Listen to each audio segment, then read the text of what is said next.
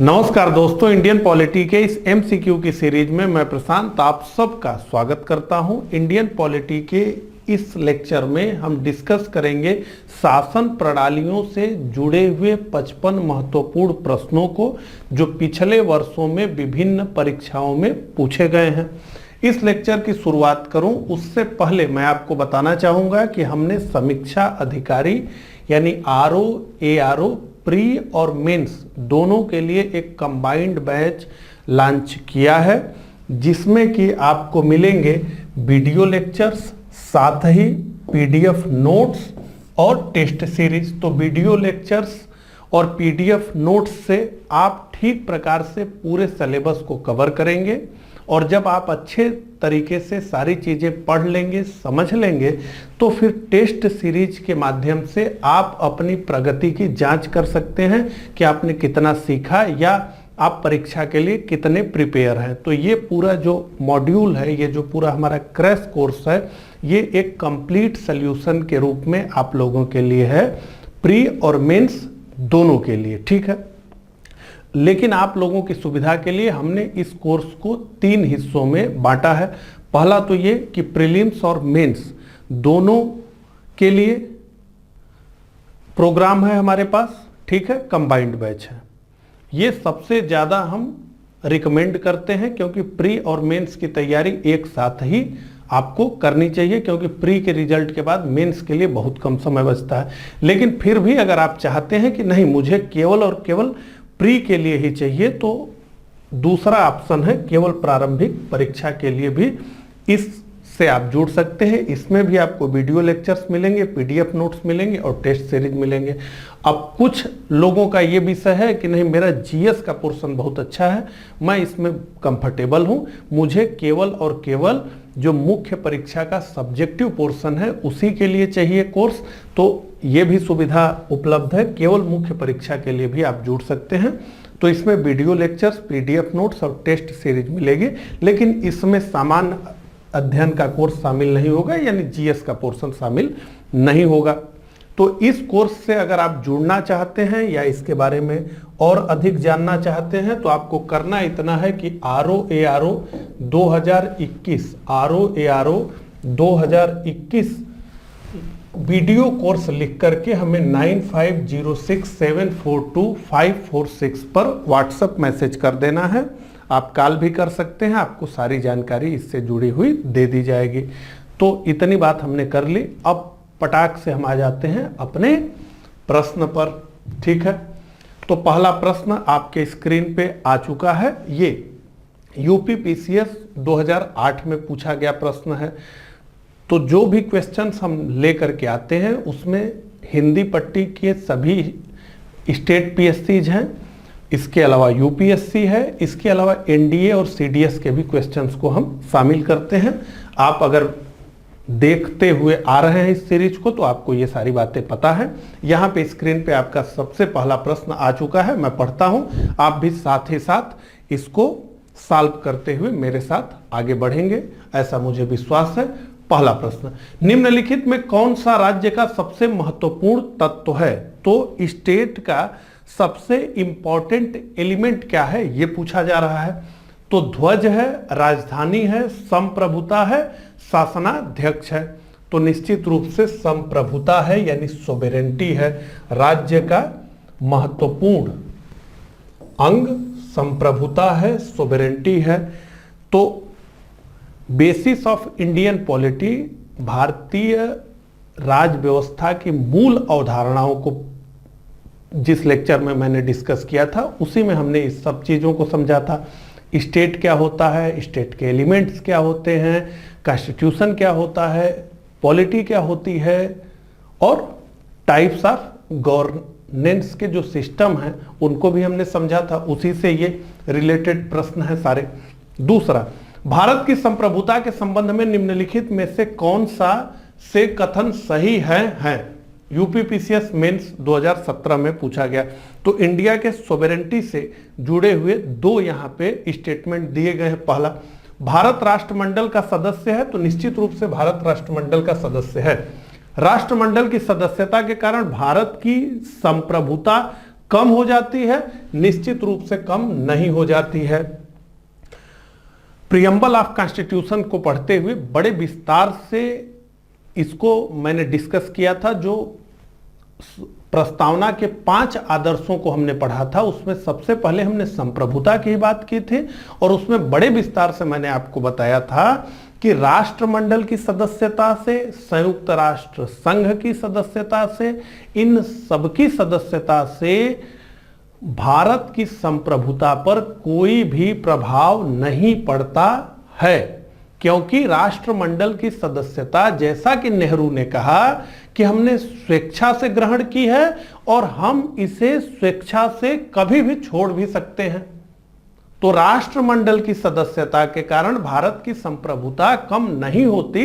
Even मैंने आपको यह भी बताया था कि जो राजनीतिक चिंतक हैं वो ये मानते हैं कि मौजूदा समय में कोई भी राष्ट्र पूर्ण रूपेण सोवेरेंटी का दावा नहीं कर सकता, पूर्ण रूपेण संप्रभुता का दावा नहीं कर सकता, क्योंकि अंतर्राष्ट्रीय संगठनों के जब आप सदस्य बनते हैं तो उनके कुछ दायित्व तो आपके ऊपर आते ही हैं, उनके कुछ बंधन आपके ऊपर आते ही हैं।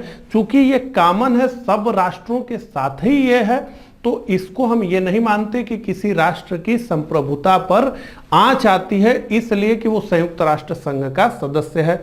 ये राष्ट्रमंडल से, कॉमनवेल्थ से इसलिए प्रश्न पूछा गया है कि संयुक्त राष्ट्र संघ और राष्ट्रमंडल का ढांचा अलग अलग है। राष्ट्रमंडल उन देशों का संगठन है जो कभी ब्रिटेन के औपनिवेश रहे हैं, ठीक है, और अभी भी राष्ट्रमंडल में जो औपचारिक प्रधानता है वो ब्रिटिश संप्रभु की है, ब्रिटिश सोवरेन की है, यानी ब्रिटिश राजा या रानी की है, यानी ब्रिटिश क्राउन की है। तो इसका उत्तर है कि राष्ट्रमंडल की सदस्यता के कारण भारत की संप्रभुता कम नहीं होती है और इसलिए केवल और केवल एक ही हमारा सही उत्तर है। तो भारत राष्ट्रमंडल का सदस्य है। राष्ट्रमंडल की सदस्यता के कारण भारत की संप्रभुता कम हो जाती है, नहीं होती। हमारी सोवरेंटी पर इसका कोई प्रभाव नहीं पड़ता। हम कल चाहेंगे कल राष्ट्रमंडल की सदस्यता से बाहर निकल जाएंगे, ठीक है। अगला प्रश्न, भारतीय संविधान में किस प्रकार की शासन प्रणाली की व्यवस्था की गई है? लोकतंत्रात्मक, अध्यक्षात्मक, संसदात्मक, अर्धलोकतांत्रिक। तो देखिए, लोकतंत्रात्मक तो है ही, ठीक है, लेकिन शासन प्रणाली जैसा कि मैंने आपको बताया था कि 2 प्रकार की है। एक तो पार्लियामेंट्री सिस्टम है जो कि ब्रिटेन में है और हम ब्रिटेन के औपनिवेश रहे हैं, तो हमारे यहां भी पार्लियामेंट्री सिस्टम है। और दूसरी प्रणाली है प्रेसिडेंशियल सिस्टम, जिसे अध्यक्षीय प्रणाली कहते हैं, वो अमेरिका में है। तो 2 शासन प्रणालियां विश्व में दिखती हैं। विधायिका और कार्यपालिका के रिलेशन के हिसाब से, यानी लेजिस्लेटिव और एग्जीक्यूटिव के रिलेशन के हिसाब से 2 प्रकार की शासन प्रणाली दिखती है।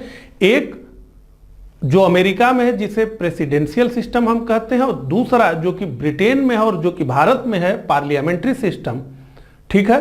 तो यहां पे लोकतंत्रात्मक, अध्यक्षात्मक, संसदात्मक, अर्धलोकतांत्रिक, तो ये दोनों चीजें नहीं पूछी जा रही है। शासन प्रणाली आपसे पूछा जा रहा है, सिस्टम ऑफ गवर्नेंस पूछा जा रहा है, तो संसदात्मक, ठीक है, पार्लियामेंट्री सिस्टम भारत में है। तो सी हमारा इसका उत्तर है। यूपीपीसीएस प्री 1990 में यह पूछा गया प्रश्न है। अगला, संसदात्मक शासन व्यवस्था में, ठीक है, अब यह प्रश्न पूछा जा रहा है कि क्या पार्लियामेंट्री सिस्टम को आपने ठीक से समझा है? तो मुझे उम्मीद है कि आप लोगों ने इसे बहुत ठीक से समझ लिया है। तो आइए, न्यायपालिका का कार्यपालिका पर नियंत्रण होता है। देखिए, एक बात को आप ठीक प्रकार से समझ लीजिए कि ये प्रीवियस ईयर के पेपर्स हैं और ये क्वेश्चंस आप देख रहे हैं, तो आप जानते हैं कि ये ऑर्गेनाइज रूप में कहाँ रखे हुए हैं, तो हम भी वहीं से लेकर के आए हैं, जैसा कि आप समझ रहे हैं। आपने रटा हो इसलिए आप जवाब दे पा रहे हैं, इस बात को चेक करते हुए चलिए। आपने रटा है, प्रीवियस ईयर के क्वेश्चंस आपने बार बार पढ़े हैं और आपको एक एक उत्तर याद हो गया है, इसलिए आप उत्तर दे पा रहे हैं प्रश्नों का, या फिर आप इसको समझ रहे हैं, आपको कुछ भी नहीं याद है। मान लीजिए आपको कुछ भी याद नहीं, केवल आपने पार्लियामेंट्री सिस्टम को ठीक प्रकार से पढ़ा है, आपने प्रीवियस ईयर का क्वेश्चन नहीं देखा है, उसके बाद आप उत्तर दे पा रहे हैं, इसको जज करिए। क्योंकि अगर आपने रटा है प्रश्न के उत्तर को और आप यहां खटाखट सही उत्तर देते जा रहे हैं, तो आप ये जान लीजिए कि थोड़ा सा प्रश्न के लैंग्वेज को चेंज कर दिया जाएगा तो ये जो आपकी स्पीड है ये तुरंत जो है रुक जाएगी, कम हो जाएगी। इस बात को समझिए, ठीक है। तो अगर आपने वहीं से रट लिया है, सब प्रश्नों के उत्तर को याद कर लिया है, तो काम नहीं चलेगा। हां, ये मेरा प्रयास है इस लेक्चर में कि बहुत सारी चीजें मैं आपको समझा दूंगा, ठीक है। लेकिन इस बात को चेक करते हुए चलिए। तो संसदात्मक शासन व्यवस्था में, ठीक है, पहला, न्यायपालिका का कार्यपालिका पर नियंत्रण होता है, कार्यपालिका का न्यायपालिका पर नियंत्रण होता है, कार्यपालिका का विधायिका पर नियंत्रण होता है, विधायिका का कार्यपालिका पर नियंत्रण होता है, ठीक है। तो देखिए, ये जो हमने कहा कि एग्जीक्यूटिव और लेजिस्लेचर के बीच क्या रिलेशन होगा, उसके अनुसार हम दो प्रकार की शासन प्रणालियों की चर्चा करते हैं, एक प्रेसिडेंशियल सिस्टम और दूसरा पार्लियामेंट्री सिस्टम। तो विधायिका और कार्यपालिका के ही रिलेशन पे ये वर्गीकरण ही है, ये क्लासिफिकेशन ही है। तो न्यायपालिका तो है ही नहीं, तो हो ही नहीं सकती। तो न्यायपालिका का कार्यपालिका पर नियंत्रण होता है, ये तो हो ही नहीं सकता है। कार्यपालिका का न्यायपालिका पर यह भी नहीं हो सकता। हो केवल इतना सकता है कि विधायिका और कार्यपालिका में हो। तो कंफ्यूज आप हो सकते हैं, तो सी और डी में हो सकते हैं। कार्यपालिका का विधायिका पर नियंत्रण होता है? नहीं, विधायिका का कार्यपालिका पर नियंत्रण होता है, क्योंकि कोई भी कार्यपालिका, एग्जीक्यूटिव, आप सामान्य भाषा में समझे तो कोई भी सरकार तब तक सरकार है जब तक कि उसे विधायिका में, यानी भारत में संसद में, और टू बी प्रिसाइज हम बात करें संविधान के प्रावधानों के हिसाब से करें, तो जो लोकसभा है उसके प्रति वो उत्तरदायी है। तो कोई भी सरकार तब तक सरकार है जब तक उसे लोकसभा में बहुमत प्राप्त है, मेजॉरिटी प्राप्त है। तो विधायिका का कार्यपालिका पर नियंत्रण होता है, ठीक है। पांचवा, सर्वप्रथम संसदात्मक सरकार किस देश में आरंभ की गई? तो पार्लियामेंट्री सिस्टम सबसे पहले कहां प्रारंभ की गई? तो जैसा कि मैंने आपको बताया कि पूरी दुनिया में दो शासन की प्रणाली, एक पार्लियामेंट्री सिस्टम जिसका विकास हुआ ब्रिटेन में, और इसीलिए ब्रिटेन की संसद को सभी पार्लियामेंट की मां कहा जाता है। और दूसरी प्रणाली का विकास किया अमेरिका ने, जिसे हम प्रेसिडेंशियल सिस्टम कहते हैं। तो सर्वप्रथम संसदात्मक सरकार किस देश में आरंभ की गई? तो निश्चित रूप से इसका उत्तर है ग्रेट ब्रिटेन, यूके में शुरू किया गया, ठीक है। और इसीलिए इसे वेस्टमिंस्टर प्रणाली भी कहते हैं, क्योंकि जिस स्थान पे वहां पार्लियामेंट है उस स्थान का नाम यह है, ठीक है। तो यूपी पीसीएस प्री 18 और एमपी पीसीएस 2006। निम्नलिखित में से कौन सी भारतीय संविधान की विशेषता नहीं है? तो भारतीय संविधान की विशेषताओं को खूब अच्छे से हमने पढ़ा है। तो संसदात्मक सरकार, अध्यक्षात्मक सरकार, स्वतंत्र न्यायपालिका, संघात्मक सरकार। प्रश्नों को फिर से पढ़िए, निम्नलिखित में से कौन सी भारतीय संविधान की विशेषता नहीं है? तो अध्यक्षात्मक सरकार ये भारतीय संविधान की विशेषता नहीं है। तो संघात्मक सरकार है भारत में, स्वतंत्र न्यायपालिका है भारत में, और संसदात्मक सरकार है भारत में। तो ए, सी और डी तो भारत में है, लेकिन बी नहीं है, ये अमेरिका में है।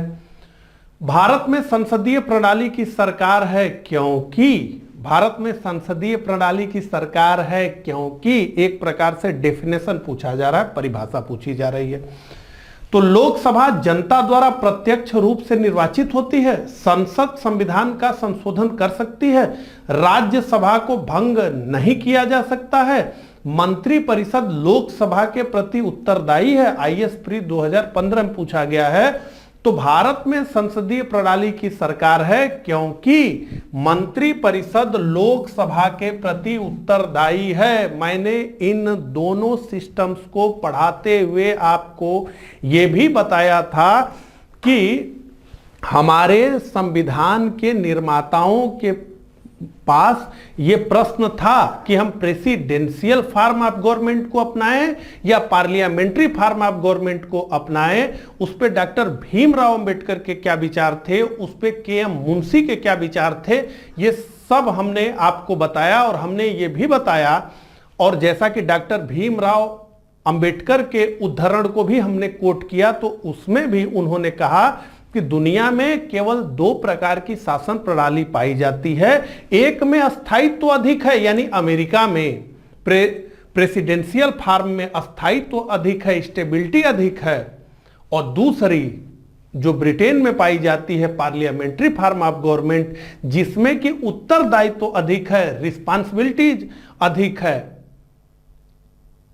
और वो क्यों है? क्योंकि मंत्रिपरिषद लोकसभा के प्रति उत्तरदायी होता है। तो एग्जीक्यूटिव का अस्तित्व ही तभी तक है, जबकि भारत की अगर हम बात करें तो लोकसभा में उसको मेजॉरिटी प्राप्त है। ये सारी बातें बहुत ही विस्तार में घुस करके मैंने आपको समझाई है।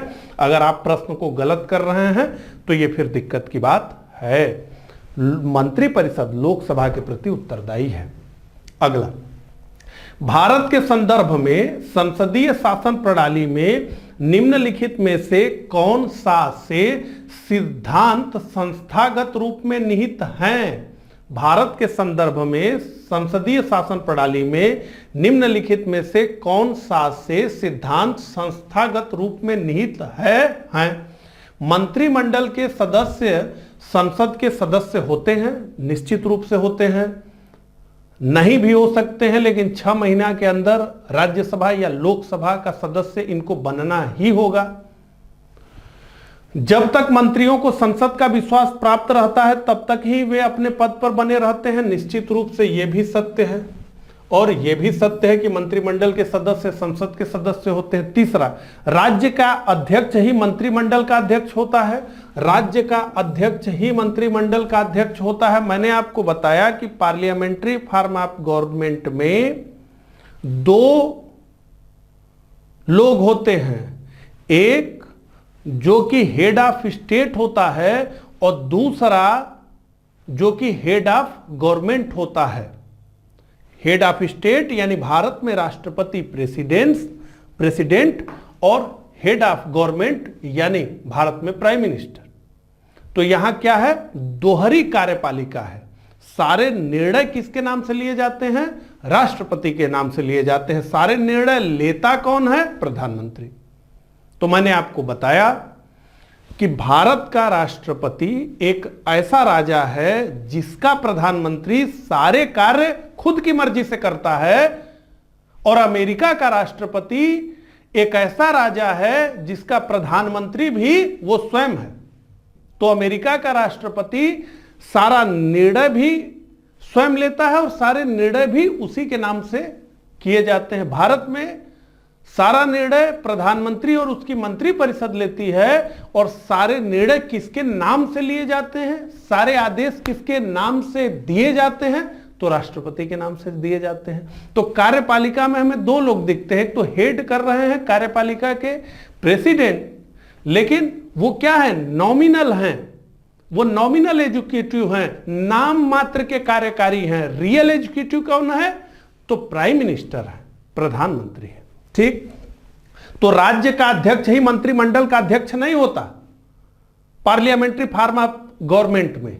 अमेरिका में क्या है कि जो हेड ऑफ स्टेट है यानी राष्ट्रपति, और जो हेड ऑफ गवर्नमेंट है यानी राष्ट्रपति ही, माने दोनों पद उसी के पास हैं। जैसा कि मैंने आपको बताया कि अमेरिका का राष्ट्रपति एक ऐसा राजा है जिसका प्रधानमंत्री वो स्वयं है, लेकिन भारत का राष्ट्रपति एक ऐसा राजा है जिसके पास अपना एक प्रधानमंत्री है, लेकिन वो प्रधानमंत्री सारा निर्णय अपने मन से लेता है। ठीक है, तो 3 नहीं है भैया, विकल्प में आइए, केवल 1 और 2। तो 3 कहां कहां है? काट दीजिए। यहां 3 है, यहां 3 है, यहां 3 है, और ये। तो अगर आपने इसको ही पकड़ लिया होता, केवल राज्य का अध्यक्ष ही मंत्रिमंडल का अध्यक्ष होता है, तो भी आपका उत्तर आ गया होता। ये आईएएस 2013 में प्रश्न पूछा गया था। 9वां, संसदीय स्वरूप के शासन का प्रमुख लाभ यह है कि, अब लाभ पूछा जा रहा है, इसको भी हमने डिस्कस किया था। कार्यपालिका और विधानमंडल दोनों स्वतंत्र रूप से कार्य करते हैं। यह नीति को निरंतरता प्रदान करता है और यह अधिक दक्ष है। कार्यपालिका विधानमंडल के प्रति उत्तरदायी बना रहता है। सरकार के अध्यक्ष को निर्वाचन के बिना नहीं बदला जा सकता। कार्यपालिका और विधानमंडल दोनों स्वतंत्र रूप से कार्य करते हैं। यह नीति के निरंतरता को प्रदान करता और अधिक दक्ष है। कार्यपालिका विधानमंडल के प्रति उत्तरदायी बना रहता है, यही है सी। ठीक है, कार्यपालिका और विधानमंडल दोनों स्वतंत्र रूप से कार्य करते हैं। ये किसका गुण है? तो ये गुण है प्रेसिडेंशियल फॉर्म ऑफ गवर्नमेंट का, ये प्रेसिडेंशियल सिस्टम का गुण है। यह नीति को निरंतरता प्रदान करता है और अधिक दक्ष है, ये भी उसी का है। लेकिन कार्यपालिका विधानमंडल के प्रति उत्तरदायी बना रहता है, ये संसदीय स्वरूप के शासन का प्रमुख लाभ है। अगला, निम्नलिखित कथनों में से उस एक को चुनिए जो मंत्रिमंडल स्वरूप की सरकार के अंतर्निहित सिद्धांत को अभिव्यक्त करता है। तो सबसे पहली चीज तो यह है कि अनुवाद की वजह से समझना ही बड़ा कठिन हो जाता है कि इसमें लिखा क्या गया है, लेकिन फिर भी हम प्रयास करते हैं। ऐसी सरकार के विरुद्ध आलोचना को कम से कम करने की व्यवस्था जिसके उत्तरदायित्व जटिल है तथा उन्हें सभी के संतोष के लिए निष्पादित करना कठिन है। ऐसी सरकार के कामकाज में तेजी लाने की क्रियाविधि जिसके उत्तरदायित्व दिन प्रतिदिन बढ़ते जा रहे हैं। सरकार के जनता के प्रति सामूहिक उत्तरदायित्व को सुनिश्चित करने के लिए संसदीय लोकतंत्र की एक क्रियाविधि, उस शासनाध्यक्ष के हाथों को मजबूत करने का एक साधन जिसका जनता पर नियंत्रण हासोन्मुख दशा में है। बहुत अच्छी हिंदी। इसका उत्तर हमारा सी है, सरकार के जनता के प्रति सामूहिक उत्तरदायित्व को सुनिश्चित करने के लिए संसदीय लोकतंत्र की एक क्रिया विधि। अगले प्रश्न पे हम आ गए। राष्ट्रपति पद्धति में समस्त कार्यपालिका की शक्तियां निहित होती हैं। राष्ट्रपति में, कैबिनेट में, व्यवस्थापिका में, उच्च सदन में। तो राष्ट्रपति में इसका उत्तर है। ठीक है, आगे बढ़ते हैं। भारत में राजनीतिक व्यवस्था के मूलभूत लक्षण हैं। यह एक लोकतांत्रिक गणतंत्र है। तो बिल्कुल भारत एक लोकतांत्रिक गणतंत्र है। इसमें संसदात्मक रूप की सरकार है, तो निश्चित रूप से इसी रूप की सरकार है। सर्वोच्च सत्ता भारत की जनता में निहित है, निश्चित रूप से। यह एक एकीकृत शक्ति का प्रावधान करती है? नहीं, ये एक एकीकृत शक्ति का प्रावधान नहीं करती है। यहां पे शक्तियों का संवैधानिक विभाजन किया गया है। तो केंद्र की क्या शक्तियां होंगी, राज्य की शक्तियां क्या होंगी, ये स्पष्ट रूप से संविधान में बताया गया है। तो स्टेट के लिस्ट की चर्चा की गई है, यूनियन के लिस्ट की चर्चा की गई है, कंकरेंट लिस्ट की चर्चा की गई है, जिस पर दोनों की अधिकारिता होगी, लेकिन जिसमें सर्वोच्चता हमेशा केंद्र को होगी। मैं समवर्ती सूची की बात कर रहा हूं। ठीक है, तो 1, 2 और 3 इसका हमारा उत्तर है बी। ठीक है, अगर आपको यह पता होता कि 4 गलत है और 3 सही है कि नहीं, तो आप 2 विकल्पों में फंस सकते थे, यूपी पीसीएस 2009 और यूपी लोअर प्री 2008। आप देख लीजिए, लोअर भी पहले यही आयोग करा रहा था। आप देखिए कैसे प्रश्न पूछे जा रहे हैं। तो एमपी पीसीएस के 2005 का प्रश्न हो सकता है यूपी पीसीएस के 2021 का प्रश्न बन जाए। इसीलिए प्रीवियस ईयर को पढ़ने की जरूरत होती है, लेकिन सबसे पहले कॉन्सेप्ट को क्लियर करने की जरूरत होती है। ठीक है, इसीलिए सबसे पहले हमने पढ़ा और अब हम क्वेश्चंस को डिस्कस कर रहे हैं। अगला, निम्नलिखित कथनों पर विचार कीजिए। तो 4 कथन है। पहला, भारत एक लोकतांत्रिक राज्य व्यवस्था है, तो निश्चित रूप से है। भारत एक प्रभुता संपन्न राज्य है, तो निश्चित रूप से भारत एक प्रभुता संपन्न राज्य है। भारत में लोकतांत्रिक समाज है, निश्चित रूप से भारत में लोकतांत्रिक समाज है। भारत एक कल्याणकारी राज्य है, तो निश्चित रूप से भारत एक कल्याणकारी राज्य बनाना चाहता है। मैं इसको इस प्रकार से कह दूं, डीपीएसपी में कल्याणकारी राज्य की ही बात की गई है कि हमको आर्थिक असमानता को कम करना है, समाज के जो पिछड़े वर्ग हैं उनको हमें विकास के मुख्य धारा में लेकर के आना है। तो राज्य हमारा जो है कल्याणकारी ही है मूलतः। हमारे पास संसाधन नहीं रहे इसलिए हमने डीपीएसपी में वो सारी बातें लिखी हुई हैं, लेकिन कल्याणकारी राज्य ही बनाने का जो है संविधान निर्माताओं ने प्रयास किया था। लेकिन कल्याणकारी राज्य के लिए क्या है कि बहुत संसाधन चाहिए, ये सब हमने डिस्कस किया है। तो भारत एक कल्याणकारी राज्य है। तो 1 2 3 4, तो 1 2 और 3, 2 3 4, तो 1 2 3 4 यूपीपीसीएस 2012 में पूछा गया प्रश्न है, डी हमारा इसका उत्तर है। अगला, निम्नलिखित में से कौन सी विशेषता भारतीय राजतंत्र की नहीं है? एक संविधान संगत सरकार, लोकतांत्रिक सरकार, विधि का शासन, सत्तावादी सरकार। तो भारत में सत्तावादी सरकार नहीं है। ठीक है, तो यूपीपीसीएस मेंस 2011 में पूछा गया ये प्रश्न है। अगला, केंद्र सरकार और राज्य सरकारों को प्राधिकार प्राप्त होता है। केंद्र सरकार और राज्य सरकारों को प्राधिकार प्राप्त होता है तो भारतीय संविधान से, भारत के राष्ट्रपति से, भारत के प्रधानमंत्री से, भारत की संसद से। मैंने चिल्ला चिल्ला करके आपको बताया कि शक्तियों का संवैधानिक विभाजन है। भारत में राज्यों की सरकारें केंद्र की एजेंट नहीं हैं और केंद्र राज्यों की अधिकारिता को तय नहीं करता है, राज्य की अधिकारिता को हमारा संविधान तय करता है। तो हमारे यहां जो पावर का डिस्ट्रीब्यूशन है वो असल में संविधान के द्वारा किया गया है। जो राज्यों को शक्ति मिलती है वो किसी केंद्र से, किसी प्रधानमंत्री से, किसी राष्ट्रपति से नहीं मिलती, संविधान से मिलती है। बहुत हमने इस पे बात की।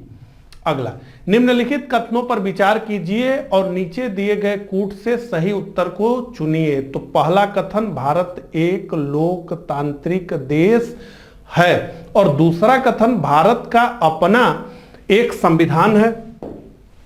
तो अब यह पूछा जा रहा है कि दोनों ए और आर सही है तथा आर ए का सही स्पष्टीकरण है।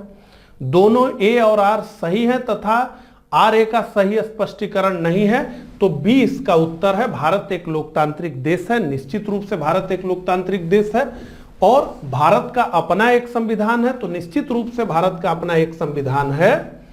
और लेकिन इसका स्पष्टीकरण जो है ये आर ए का सही स्पष्टीकरण नहीं है। तो भारत का अपना एक संविधान है और भारत एक लोकतांत्रिक देश है। यूपीपीसीएस प्री 2017 में पूछा गया। अगला, निम्नलिखित में से कौन सुशासन की विशेषता नहीं है? निम्नलिखित में कौन सी सुशासन की विशेषता नहीं है? अब ये गवर्नेंस से प्रश्न पूछा जा रहा है। जवाबदेही, पारदर्शिता, कानून का नियम और लाल फीताशाही। तो जवाबदेही तो होना ही चाहिए, पारदर्शिता, ट्रांसपेरेंसी तो होनी ही चाहिए, कानून का ही नियम होना चाहिए, रूल ऑफ लॉ होना चाहिए। लाल फीताशाही यानी रेड टेपिज्म जो है ये नहीं होना चाहिए। भारत में खूब लाल फीताशाही है, मतलब किसी काम को इतना जटिल बना देना कि वो हो ही ना पाए, लाल फीताशाही। तो भारत में लाल फीताशाही है। तो 17 का डी, सुशासन की विशेषता लाल फीताशाही नहीं है। अगला, कल्याणकारी राज्य वेलफेयर स्टेट का उद्देश्य है। वेलफेयर स्टेट का उद्देश्य है क्या? अधिकतम संख्या का अधिकतम कल्याण सुनिश्चित करना, कमजोर वर्गों के कल्याण का प्रबंध करना, सभी नागरिकों को स्वास्थ्य सुविधाएं प्रदान करना, उपरोक्त में से कोई नहीं। तो ये तो निश्चित रूप से नहीं हो सकता है। कल्याणकारी राज्य स्वास्थ्य सुविधाएं प्रोवाइड कराएगा, शिक्षा की व्यवस्था करेगा, रोजगार की व्यवस्था करेगा, रोजगार नहीं मिलने पे बेरोजगारी भत्ता का भी प्रबंध करेगा, लेकिन केवल स्वास्थ्य की तो बात नहीं है। ये तो एक बहुत बृहद अवधारणा है। तो कमजोर वर्गों के कल्याण का प्रबंध करना, ये बी, कमजोर वर्गों के कल्याण का प्रबंध करना। अधिकतम संख्या का अधिकतम कल्याण सुनिश्चित करना नहीं, कमजोर वर्गों का कल्याण सुनिश्चित करना, यानी जिसको मदद की जरूरत है उसे ही मदद करना। तो 18 का जो हमारा उत्तर है बी है, मैंने इसको स्पष्ट रूप से आपको बताया था। अगला, राज्य हर जगह है, यह अंतराल शायद ही कोई छोड़ता है। यह वक्तव्य किस धारणा की व्याख्या करता है? राज्य हर जगह है। मैंने आपको कहा कि स्केविडियन नेशन इस समय बहुत क्लासिक एग्जाम्पल बन चुके हैं। वेलफेयर स्टेट के लॉकडाउन में भारत की सरकार भी वेलफेयर स्टेट हो गई। राज्य ने कहा मैं हर जगह हूं, दवा चाहिए, खाना चाहिए, बोलो तुम्हें चाहिए क्या। राज्य हर जगह है, यानी राज्य ही माता पिता हो जाए। तो राज्य हर जगह है, निश्चित रूप से कल्याणकारी राज्य, वेलफेयर स्टेट की बात हो रही है, राज्य ही मां बाप बन जाए। तो झारखंड पीसीएस 2017। अगला, निम्नलिखित में से कौन सा एक भारतीय संविधान का दर्शन नहीं है? कल्याणकारी राज्य, समाजवादी राज्य, राजनीतिक समानता, साम्यवादी राज्य। तो समाजवादी राज्य, तो इस शब्द का प्रयोग प्रस्तावना में ही कर दिया गया। कल्याणकारी राज्य हमने बात की ही। राजनीतिक समानता, तो निश्चित रूप से भारत में राजनीतिक समानता तो है ही।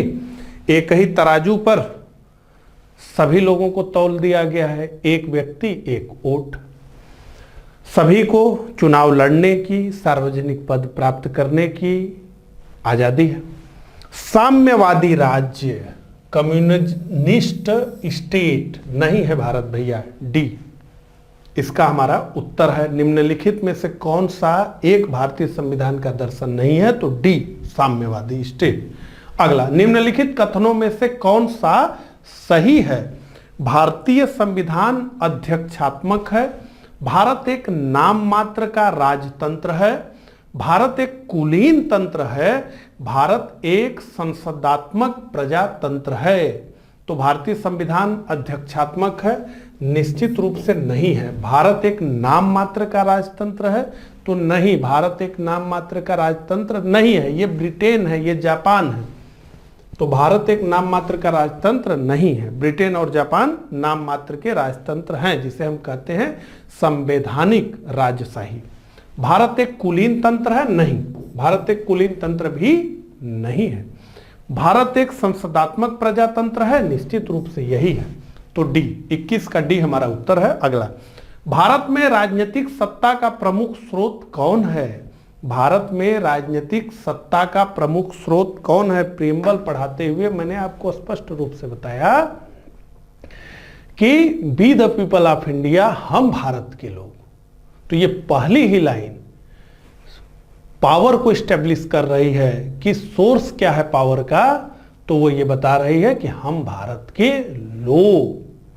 तो सत्ता किसके पास है? जनता के पास है।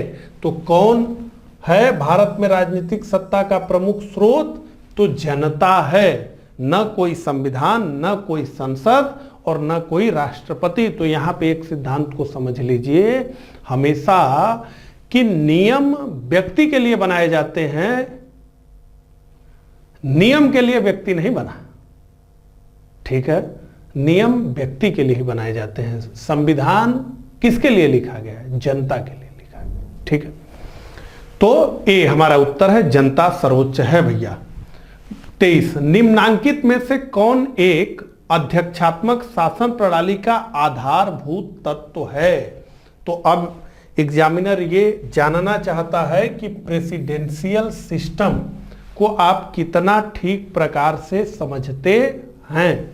तो आइए, संविधान की कठोरता, एकल कार्यपालिका, व्यवस्थापिका की सर्वोच्चता, अवशिष्ट अधिकार राज्यों के पास होना। तो संविधान की कठोरता तो कहीं पर भी हो सकती है।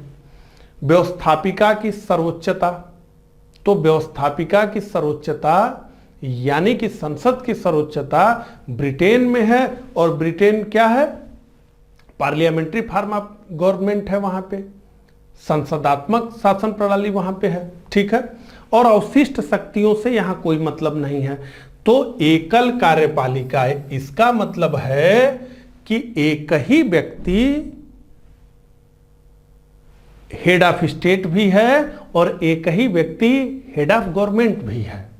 एक ही व्यक्ति निर्णय भी लेता है और उसी व्यक्ति के नाम से निर्णय जारी भी होते हैं। तो अध्यक्षात्मक शासन प्रणाली में एकल कार्यपालिका होती है, जबकि संसदात्मक प्रणाली में दोहरी कार्यपालिका पाई जाती है। एक जिसे नाम मात्र की कार्यपालिका हम कहते हैं नॉमिनल एग्जीक्यूटिव, भारत में राष्ट्रपति है, नॉमिनल एग्जीक्यूटिव है। रियल एग्जीक्यूटिव एक और शब्द उसमें पाया जाता है, एक पद और उसमें पाया जाता है जो भारत में प्रधानमंत्री है।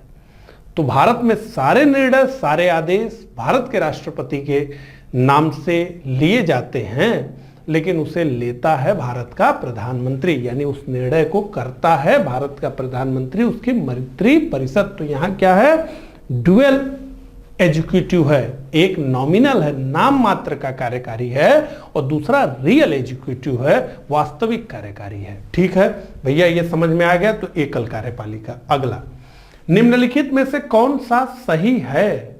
अध्यक्षात्मक शासन प्रणाली की विशेषता है यहां पे देखिए, पीसीएस 2005 और पीसीएस 2014 कैसे प्रश्नों को, क्योंकि उत्तर प्रदेश की हम खास करके बात करें तो यहां लोक सेवा आयोग की अपनी एक सीमा है।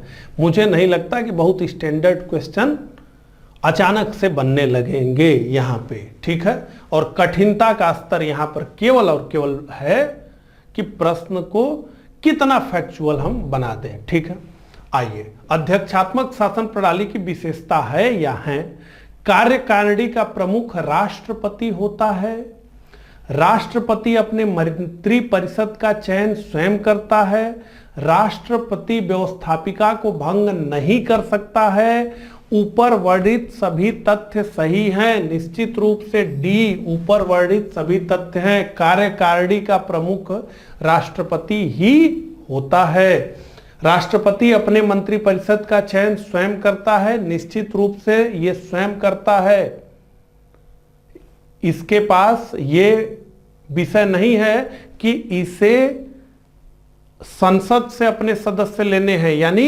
लेजिस्लेचर से अपने मेंबर्स लेने हैं। भारत में क्या है, भारत में वही मंत्री बन सकता है जो लोकसभा या राज्यसभा की सदस्यता रखता हो।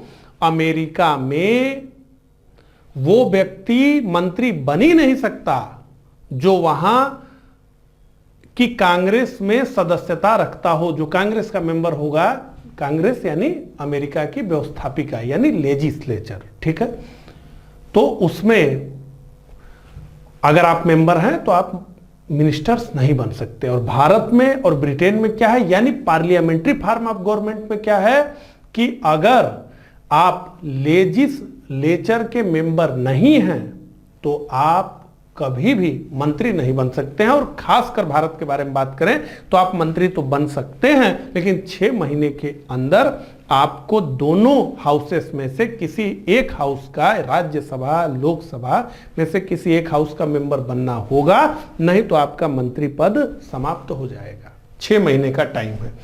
तो राष्ट्रपति अपने मंत्रिपरिषद का चयन स्वयं करता है, यानी वो जो है जिसको चाहे उसको मंत्री बना सकता है।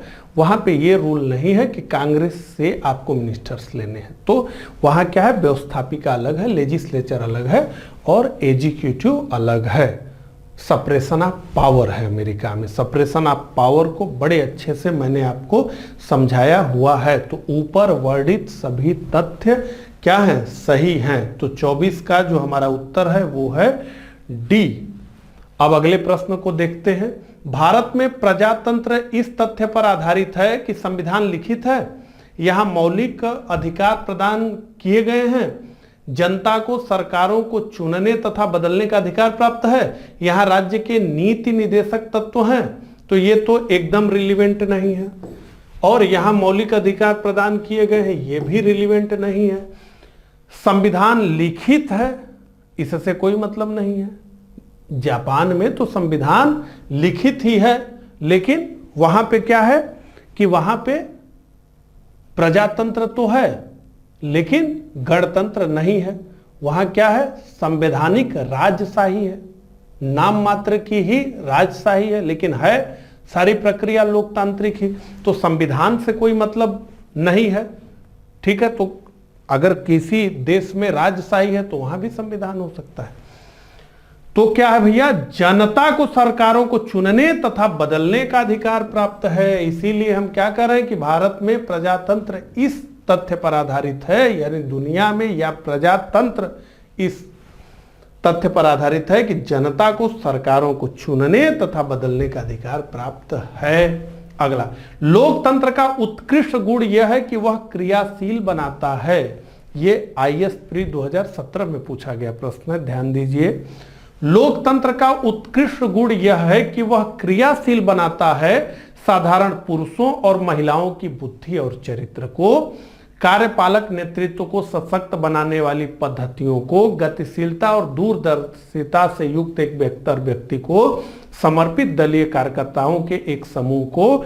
तो साधारण पुरुषों और महिलाओं की बुद्धि और चरित्र को ये विकसित करता है। हमारा 26 का उत्तर जो है वो है ए। आगे बढ़ते हैं। भारत एक गणतंत्र है, इसका अर्थ है, भारत एक गणतंत्र है, इसका अर्थ है, गणतंत्र क्या होता है बहुत विस्तार में समझाया मैंने।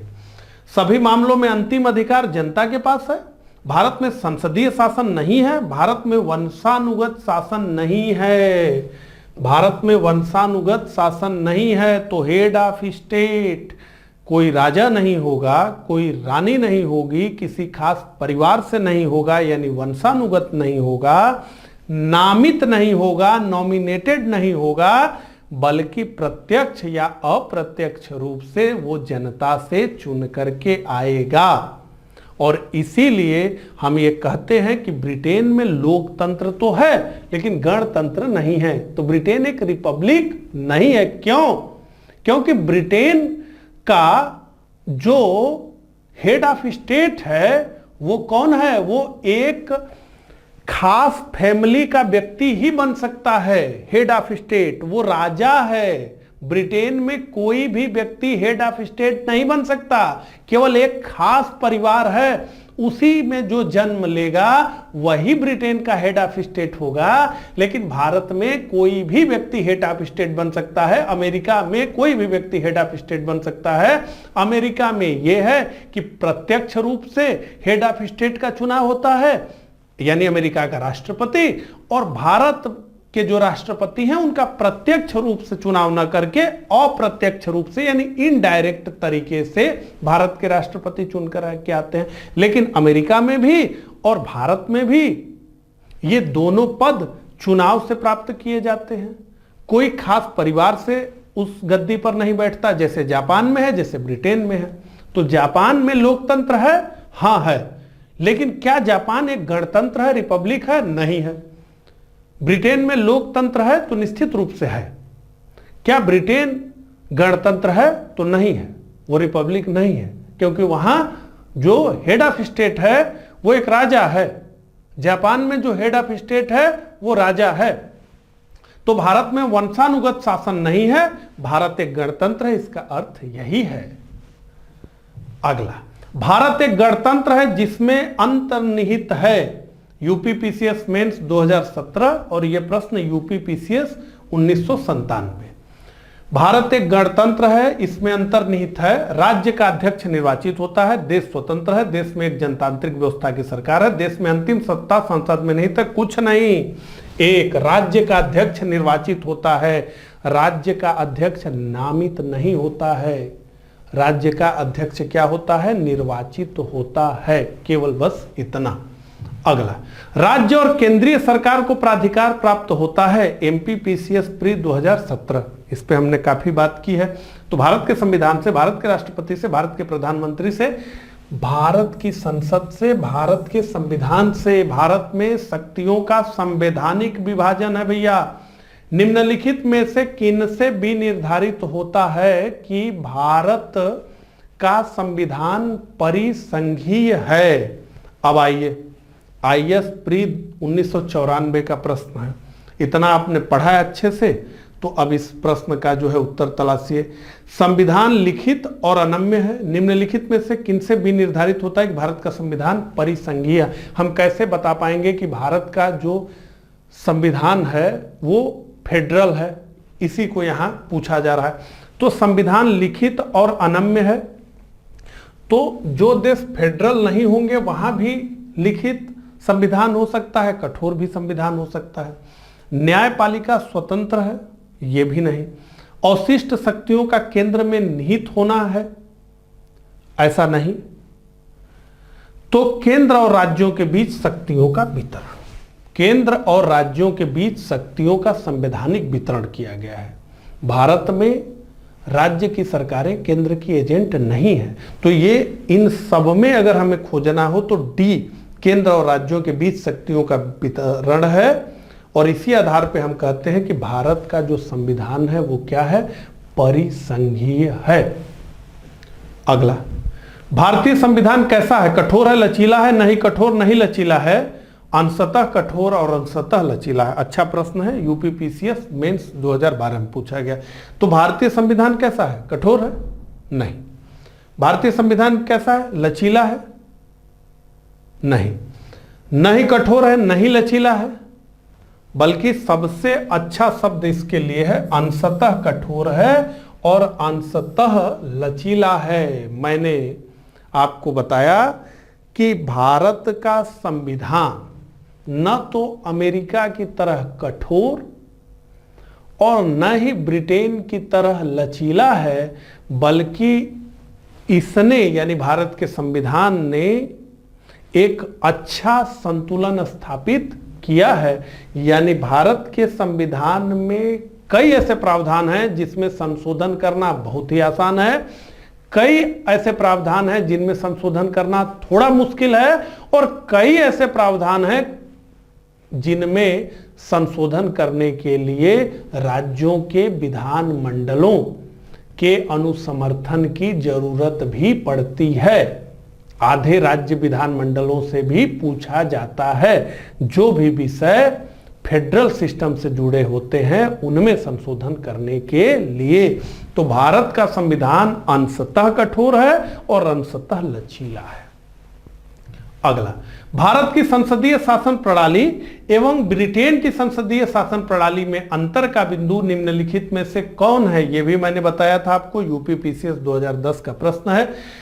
सामूहिक उत्तरदायित्व, न्यायिक समीक्षा, द्विसदनात्मक व्यवस्थापिका, वास्तविक एवं नाम मात्र की कार्यपालिका। तो वास्तविक एवं नाम मात्र की कार्यपालिका भारत में भी है तो ब्रिटेन में भी है। ब्रिटेन का राजा क्या है? नाम मात्र का एग्जीक्यूटिव है, वो नॉमिनल एग्जीक्यूटिव है, नाम मात्र का। यानी ब्रिटेन में जितने आदेश दिए जाते हैं, जितने निर्णय लिए जाते हैं, किसके नाम से लिए जाते हैं? ब्रिटेन के राजा के नाम से लिए जाते हैं। इस समय ब्रिटेन की रानी के नाम से लिए जाते हैं। लेकिन वो निर्णय लेता कौन है? तो ब्रिटिश कैबिनेट लेती है, प्रधानमंत्री और उनका मंत्रिपरिषद निर्णय लेता है। तो वास्तविक एवं नाम मात्र की कार्यपालिका ब्रिटेन में है तो भारत में भी है। ब्रिटिश राजा या रानी की जगह भारत के राष्ट्रपति हैं। द्विसदनात्मक व्यवस्थापिका है तो ब्रिटेन में भी 2 सदन है, House of Commons, House of Lords. भारत में भी 2 सदन है, लोकसभा और राज्यसभा।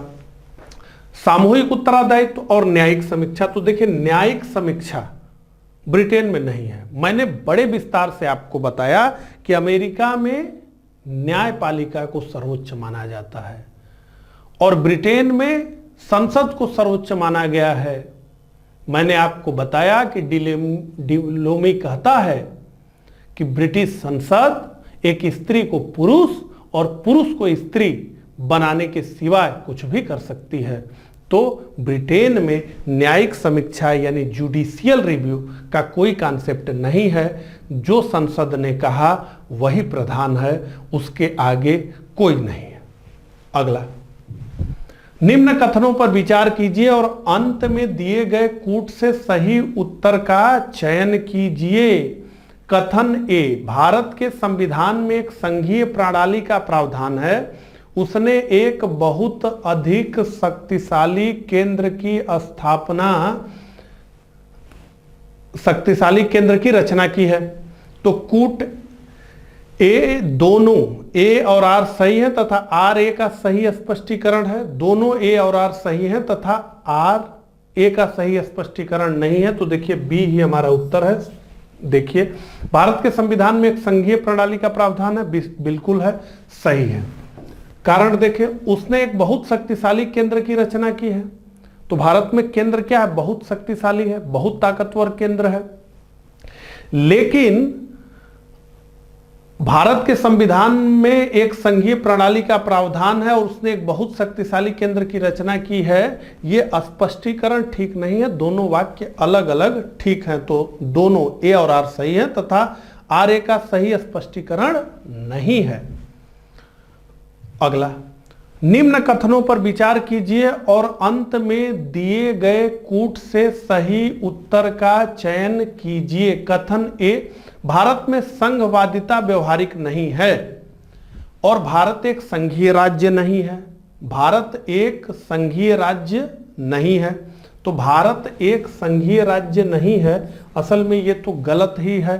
भारत क्या है? भारत एक संघीय ही राज्य है, तो ये गलत है। और भारत में संघवादिता व्यवहारिक नहीं है, ये सही है। हमने फेडरल सिस्टम को तो अपनाया है, लेकिन डॉक्टर भीमराव अंबेडकर ने स्पष्ट रूप से बोला संविधान सभा में कि हमने केवल और केवल देश के प्रशासन को ठीक प्रकार से चलाने के लिए, देश के एडमिनिस्ट्रेशन को ठीक से रन कराने के लिए हमने राज्यों की व्यवस्था को रखा है। हम किसी क्लासिक फेडरेशन के एग्जाम्पल में नहीं फंसना चाहते हैं। इसीलिए मैंने आपको बताया कि भारत का जो संविधान है वो सुई जेनरिस है, यानी अपने आप में अनोखा है। ठीक है, तो भारत में संघवादिता व्यवहारिक नहीं है, ये तो ठीक है, लेकिन भारत एक संघीय राज्य नहीं है, ये गलत है। तो ए सही है पर आर गलत है। ये यूपी पीसीएस प्री 1998 में पूछा गया प्रश्न है। अब 35वें प्रश्न पे हम आ गए हैं। निम्न में से कौन एक भारत के संविधान का संघीय लक्षण नहीं है? तो इसमें से कौन एक है जिसे आप देख करके ये कह सकते हैं कि भारत का जो संविधान है वो संघीय नहीं है, फेडरल नहीं है। केंद्र तथा राज्यों के बीच शक्ति का बंटवारा है, तो ये तो संघीय लक्षण है। पूर्ण रूप से लिखित संविधान, ये भी माना जाता है कि संघीय देशों में पूर्ण लिखित संविधान होता है, तो ये भी एक संघीय फीचर ही है। एकहरी नागरिकता, एकहरी नागरिकता नहीं, फेडरेशन में दोहरी नागरिकता होती है। अमेरिका में क्या है? दोहरी नागरिकता है। एकहरी नागरिकता यूनिटरी सिस्टम की विशेषता है, वो संघीय सिस्टम की व्यवस्था नहीं है। तो इकहरी नागरिकता नहीं होगा। इकहरी नागरिकता, ये स्वतंत्र न्यायपालिका भी क्या है? ये भी संघीय लक्षण है। तो नहीं है संघीय लक्षण, एकहरी नागरिकता। सी इसका उत्तर है 35 का। अगला, भारत संघीय व्यवस्था में कौन से एकात्मक तत्व पाए जाते हैं? अलग अलग लिख करके मैंने आपको बताया था भारतीय संविधान की विशेषताओं को पढ़ते हुए कि ये भारत के संविधान के संघीय लक्षण है, ये भारत के संविधान के एकात्मक लक्षण है। बल्कि मैंने ये कहा कि कौन से प्रावधानों को देख करके आप ये पता करते हैं कि भारत का संविधान संघीय, और किन प्रावधानों को देख करके आप ये पता करते हैं कि भारत का संविधान यूनिटरी है। ठीक है, आइए लिखित संविधान। तो भारत संघीय व्यवस्था में कौन से एकात्मक तत्व पाए जाते हैं? तो लिखित संविधान किसका फीचर है? संघीय फीचर है। कठोर संविधान भी संघीय फीचर है। संविधान की सर्वोच्चता भी संघीय फीचर है। अब आइए एकात्मक को छांटा जाए। तो राज्यपाल की नियुक्ति, ये क्या है? एकात्मक तत्व है।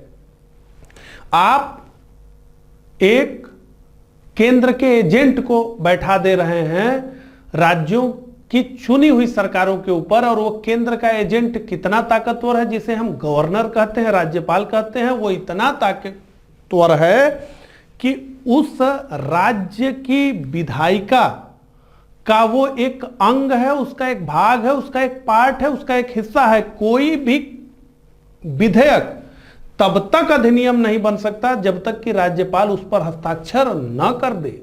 और दूसरा वो क्या है, तो दूसरा वो ये है कि वो एग्जीक्यूटिव बॉडी का स्टेट में हेड है। सारे निर्णय, सारे आदेश उसी के नाम से जारी होते हैं स्टेट्स में, राज्यपाल के नाम से।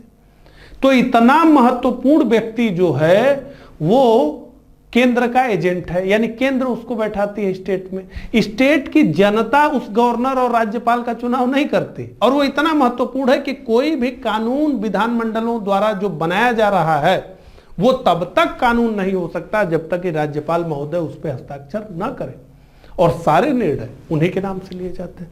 ये क्या है, मैंने बड़े विस्तार से बताया। ये तो गैर संघीय लक्षण है, ये संघीय लक्षण नहीं है। तो राज्यपाल की नियुक्ति, शक्तियों का विकेंद्रीकरण, ये नहीं। राज्य विधेयकों पर राष्ट्रपति की स्वीकृति, तो कई ऐसे विधेयक हैं जिस पर राष्ट्रपति के निर्देश के लिए सुरक्षित रख लिया जाता है राज्यपाल के द्वारा। तो ये क्या है, राज्य विधेयकों पर तो विधानमंडलों को, जो स्टेट के लेजिस्लेचर हैं, उनको राइट्स होना चाहिए। ये भी गैर संघीय लक्षण है। और संवैधानिक संकट, तो इमरजेंसी, राज्यों के हाथ से जो प्रशासन है वो ले लेना है। और एक सर्वोच्च न्यायालय, तो संघीय लक्षण है। तो हम देखते हैं तो हमें दिखता है इन सब में 4 यानी राज्यपाल की नियुक्ति, 6 यानी राज्य विधेयकों पर राष्ट्रपति की स्वीकृति, और 7 संवैधानिक संकट। ये 4, 6 और 7 हमको क्या दिख रहे हैं, ये हमें गैर संघीय लक्षण दिख रहे हैं। ठीक है, तो आइए ऑप्शंस को देखा जाए। तो 4, 6, 7 हमको कहां कहां दिख रहा है, तो 4 तो हमको डी में दिख रहा है, 6 भी दिख रहा है, लेकिन 7 नहीं दिख रहा है। 7 हमको यहां दिख रहा है, तो 1 और 3 दिख रहा है। देखिए कुल मिलाकर के उपरोक्त में से कोई नहीं, यही हमारा उत्तर है, क्योंकि 4, 6, 7 ये हमें एक जगह दिख ही नहीं रहे हैं कहीं। ठीक है, तो उपरोक्त में से कोई नहीं इसका उत्तर है। अगला यहां पे देखिए मैंने कैसे एक एक चीजों को आपको समझाया है। यहां पे देखिए, एकात्मक पूर्वाग्रह के साथ एक संघीय व्यवस्था है, फेडरल सिस्टम विथ यूनिटरी बायस। भारत में, भारतीय संविधान में संघीय और गैर संघीय यानी एकात्मक तत्व दोनों लक्षण मौजूद हैं। देखिए संघीय लक्षण कौन कौन से हैं, यहां पे सारी चीजें बहुत ही आसान शब्दों में लिखी हुई हैं। तो 2 सरकारें हैं, यानी राज्य के पास की एक सरकार है, एक केंद्र की सरकार है। शक्तियों का संवैधानिक विभाजन किया गया है, लिखित संविधान है, संविधान की सर्वोच्चता है, स्वतंत्र न्यायपालिका है, द्विसदनी विधायिका है आदि। गैर संघीय लक्षण मैंने आपको बताया, एक सशक्त केंद्र है, एक ही संविधान है, एकल नागरिकता है, एकीकृत न्यायपालिका है, राज्यपाल का पद देखिए स्पष्ट रूप से यहाँ पे लिखा हुआ है, अखिल भारतीय सेवाएं। और यहाँ पे आप देखिए 2 चीजें तो स्पष्ट रूप से देखिए, राज्यपाल की नियुक्ति तो वहां पे लिखा है राज्यपाल का पद, और क्या लिखा है संवैधानिक संकट, यहां पे देखिए आपातकालीन प्रावधानों की बात की गई है। ठीक है, ऐसे अगला प्रश्न पे आइए, तो यहां देखिए अखिल भारतीय सेवाएं, ये सब हमने बड़े विस्तार से पढ़ा है। ठीक है, अगला देखिए, इनमें से कौन सा भारतीय संघीय व्यवस्था में एकात्मक तत्व है, इनमें से कौन सा भारतीय संघीय व्यवस्था में एकात्मक तत्व है। आइए अब देखा जाए कि जो गैर संघीय है, यूनिटरी सिस्टम के वो जो है तत्व हैं। तो शक्तियों का विकेंद्रीकरण, तो शक्तियों का विकेंद्रीकरण क्या है, ये एकात्मक लक्षण नहीं है, ये संघीय लक्षण है, तो ये नहीं होगा। राज्यपाल की नियुक्ति क्या है, एकात्मक है, जैसा कि हमने कहा। राज्यसभा में असमान प्रतिनिधित्व, तो ये भी विषय है। ठीक है, एकात्मक लक्षण, राज्यसभा में असमान प्रतिनिधित्व। अमेरिका में क्या है, राज्यसभा में सभी जो स्टेट हैं उनको समान प्रतिनिधित्व दिया गया है, यानी वहां की जो सीनेट है उसमें कुल 100 मेंबर होते हैं, और अमेरिका में कुल स्टेट 50 हैं यानी 50 हैं, तो हर स्टेट से 2 मेंबर सीनेट में जाते हैं। वो स्टेट इतना छोटा भी हो सकता है और इतना बड़ा भी हो सकता है। तो किसी स्टेट के छोटे होने, किसी स्टेट के जनसंख्या की बहुत अधिक होने का कोई प्रभाव अमेरिका में नहीं है। बहुत छोटे भी स्टेट को वही ताकत दी गई है जो बड़े स्टेट के पास ताकत है। तो राज्यपालों की नियुक्ति, राज्यसभा में असमान प्रतिनिधित्व, न्यायिक पूर्वावलोकन, अखिल भारतीय सेवाएं और द्विसदनात्मक व्यवस्थापिका। तो द्विसदनात्मक व्यवस्थापिका क्या है? संघीय लक्षण है, हमने देखा। तो हमें दिखता है 2, 3, 5। तो 2, 3, 5 हमें कहां कहां दिख रहा है? तो हमें 2 तो केवल 2 ही जगह दिख रहा है, इनमें तो 2 हमें दिख ही नहीं रहा है। और 2 हमें कहां कहां दिख रहा है? केवल जो है बी और डी में दिख रहा है। तो केवल राज्यपाल का ही पद आपको पता हो तब भी 2 ऑप्शन तो आपने उड़ा ही दिए हैं। तो 2, 3 और 5 यानी बी। तो 37 का जो हमारा उत्तर है वो है बी। आगे बढ़ते हैं। भारत में संघीय व्यवस्था से संबंधित निम्न कथनों में से कौन सा सही है? संविधान शासन की मूल संरचना के लिए एक संघीय व्यवस्था की प्रस्तावना करता है। तो निश्चित रूप से करता है। एकात्मक झुकाव का उसमें सशक्त मिश्रण है? तो बिल्कुल है। भारत का संविधान संघीय है लेकिन केंद्र की तरफ वो झुका हुआ है। एकात्मक तत्व उसमें खूब पाए जाते हैं, ठीक है। दोनों संघ तथा राज्य विधायिकाएं प्रभुता संपन्न है? नहीं है। दोनों संघ तथा राज्य विधायिकाएं प्रभुता संपन्न नहीं है। केवल और केवल संघ प्रभुता संपन्न है। जैसा कि डॉक्टर भीमराव अम्बेडकर ने कहा, क्या है कि भारत में जो संघ है, जो यूनियन है, वो अविनाशी है, नॉन डिस्ट्रक्टिबल है। लेकिन जो स्टेट है वो डिस्ट्रक्टिबल है, वो विनाशी हैं। तो भारत में संघ अविनाशी है, राज्य विनाशी हैं। विधायकीय, वित्तीय तथा न्यायिक शक्तियां संघ तथा उसकी इकाइयों के मध्य विभाजित कर दी गई हैं।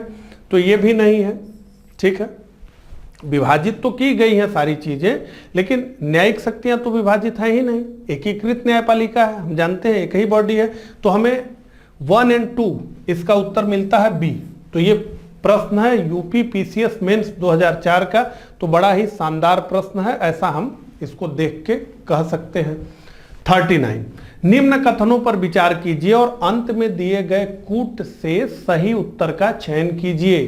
तो आरएएस आरटीएस प्री 2013 में यह प्रश्न पूछा गया था और बहुत ही शानदार प्रश्न 2013 में राजस्थान लोक सेवा आयोग के द्वारा बनाया गया था। आइए, भारत का राष्ट्रपति परोक्षतः निर्वाचित होता है।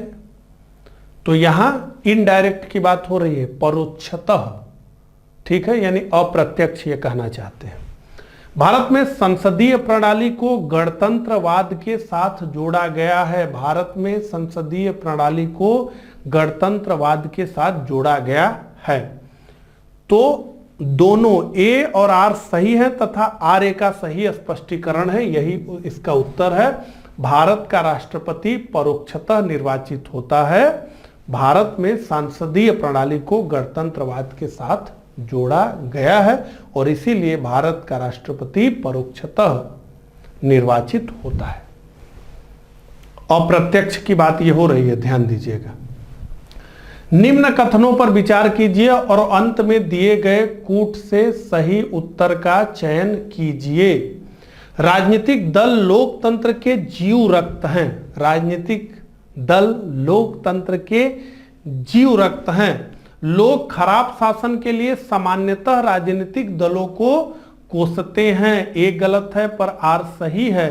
दोनों ए और आर सही हैं और सही स्पष्टीकरण है। दोनों ए और आर सही है तथा आर ए का सही स्पष्टीकरण नहीं है। तो राजनीतिक दल लोकतंत्र के जीव रक्त हैं।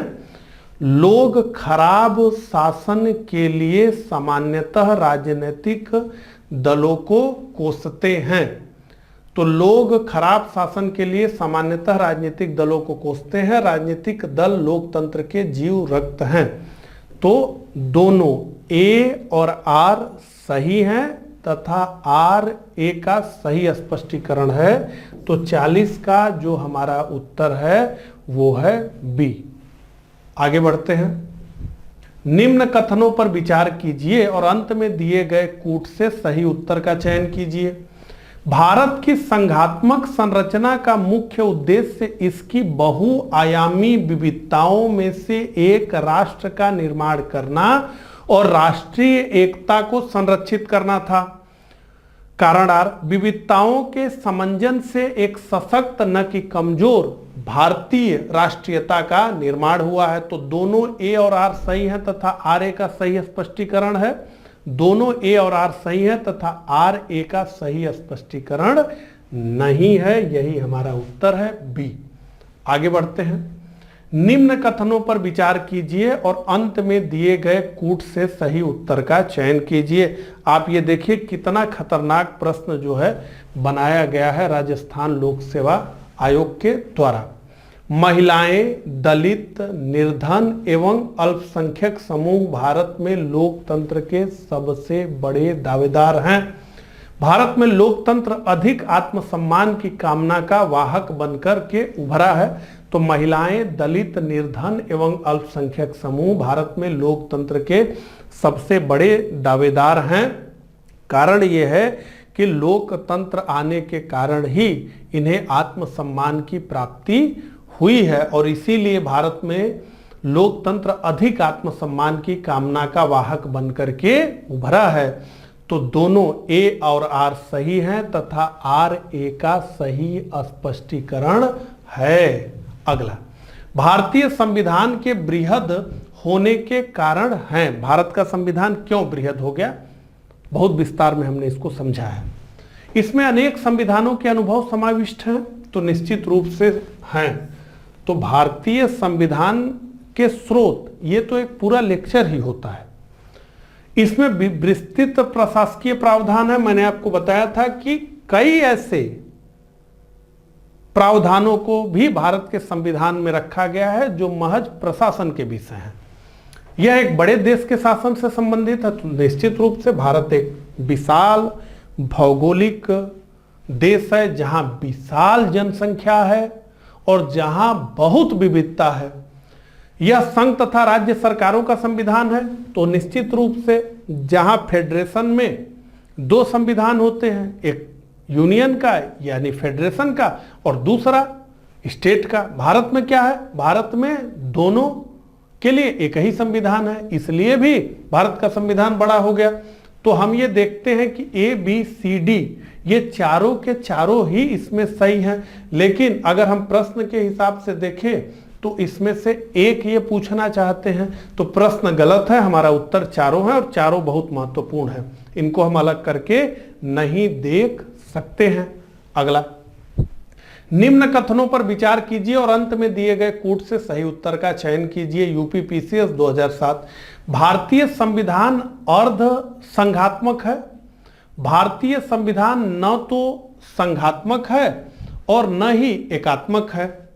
तो भारतीय संविधान अर्ध संघात्मक है, ये तो बिल्कुल सही है।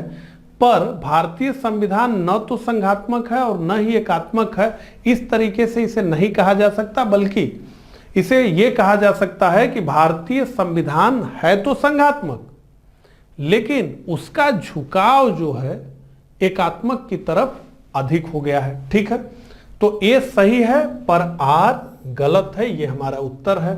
अगला, भारतीय संघवाद को सहकारी संघवाद किसने कहा? भारतीय संघवाद को सहकारी संघवाद किसने कहा? तो बहुत बार यह प्रश्न पूछा गया है और इसका उत्तर है जी ऑस्टिन। 45 का उत्तर ए। किसने कहा था भारत अर्ध संघात्मक राज्य है? किसने कहा था भारत अर्ध संघात्मक राज्य है? तो ये कहा था भैया केसी वियर ने। तो डी हमारा उत्तर है। यूपीपीसीएस जीआईसी 2010 में ये प्रश्न पूछा गया था। तो आप ये देखिए कि भारतीय संविधान की प्रमुख विशेषताओं को पढ़ते हुए भारत एक संघ है, अर्ध संघ है, क्या है भारत जो है, इसको समझते हुए हमने इस पे सभी जो प्रमुख विचार हैं उनको एक ही चार्ट में बना करके देख लिया था। तो हमने बात की कि केसी वियर ने कहा है कि भारत का संविधान अर्ध संघीय है। यहाँ पे वही प्रश्न था, किसने कहा भारत अर्ध संघात्मक राज्य है? केसी वियर।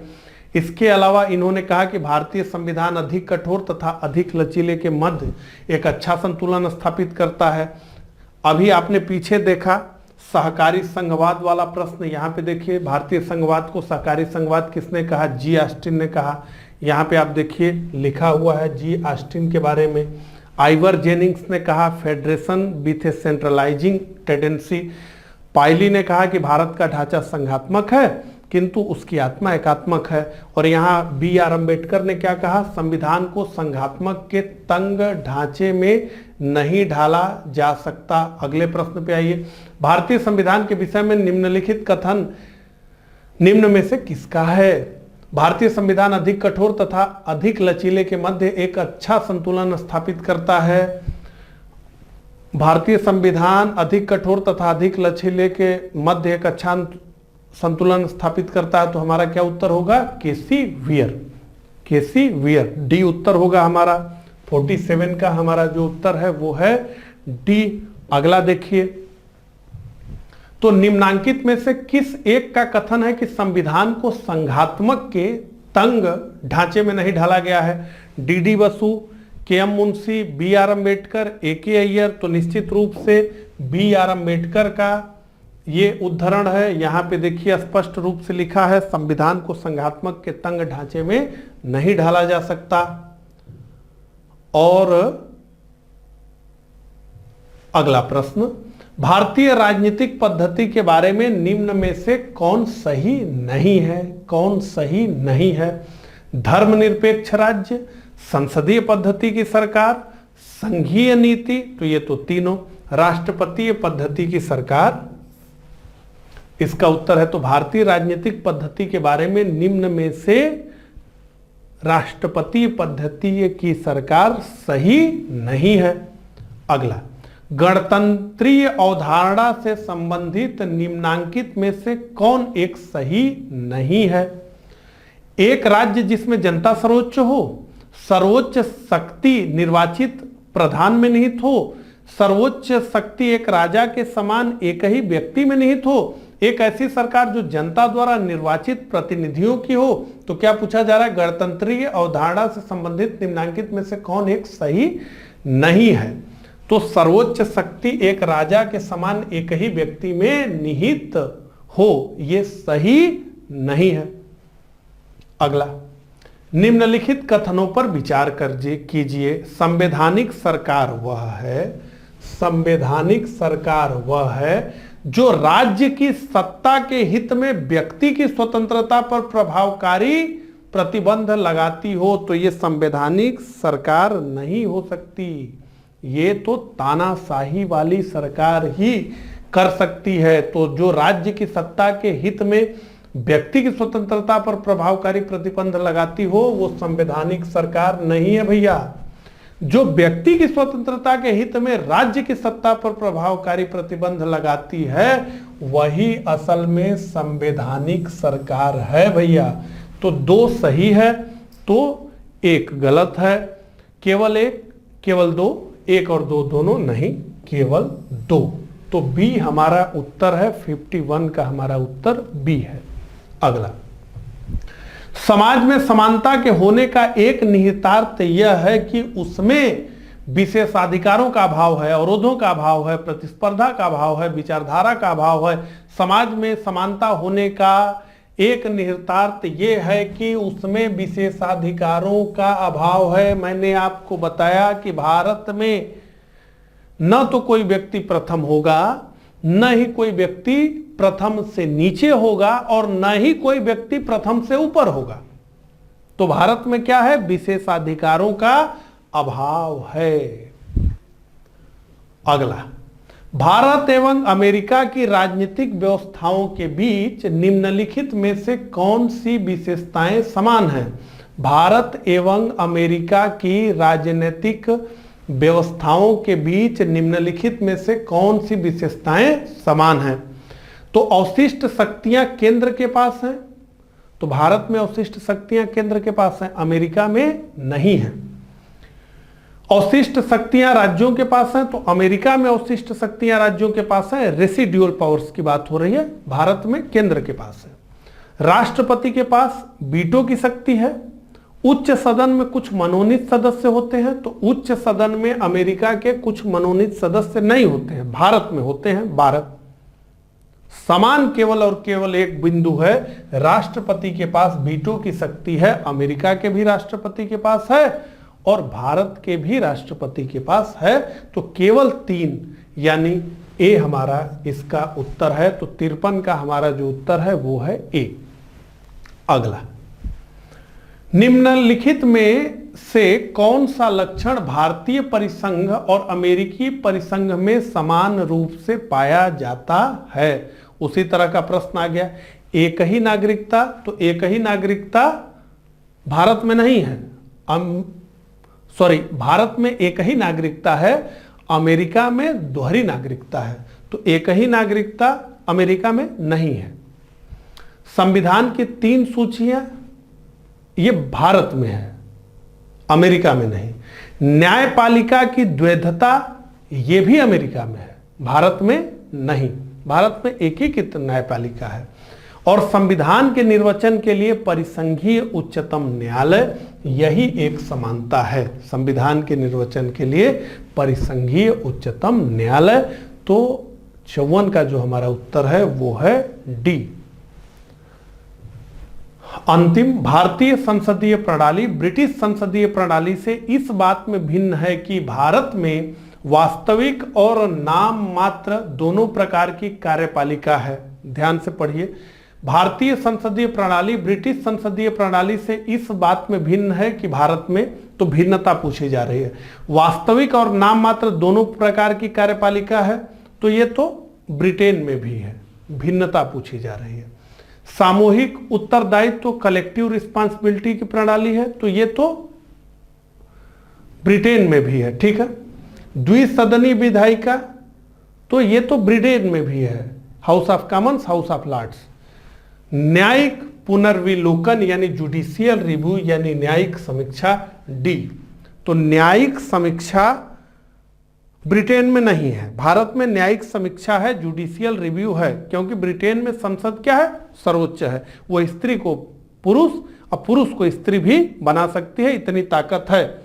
भारत में संसद को संविधान के किसी भाग में संशोधन करने की अधिकारिता दी गई है, लेकिन संसद को यह ध्यान रखना होगा कि संविधान में कोई भी बदलाव संविधान के मूल ढांचे को नहीं बदल सकते, ठीक है। तो इस प्रकार से इस लेक्चर में बस इतना ही। मुझे कमेंट करके जरूर बताइए कि मेरा यह प्रयास आपको कैसा लगा। मिलता हूं इसी तरह के अगले लेक्चर में, तब तक के लिए आप सभी को धन्यवाद, नमस्कार।